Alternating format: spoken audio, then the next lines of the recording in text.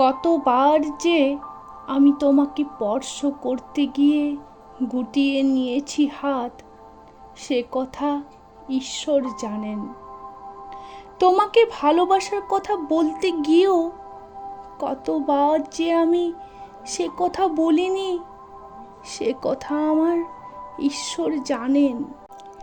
তোমার হাতের মৃদু কড়া নাড়ার শব্দ শুনে জেগে উঠবার জন্য দরজার সঙ্গে চুম্বকের মতো আমি গেঁথে রেখেছিলাম আমার কর্ণযুগল।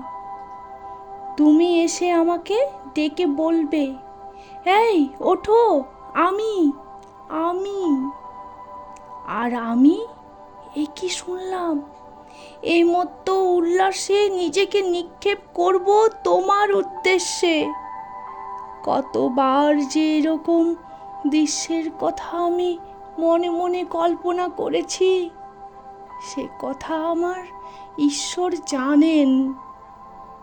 আমার চুল পেকেছে তোমার জন্য, আমার গায়ে জ্বর এসেছে তোমার জন্য।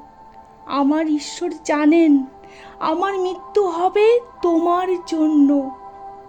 তারপর অনেক দিন পর একদিন তুমিও জানবে আমি জন্মেছিলাম তোমার জন্য, শুধু তোমার জন্য।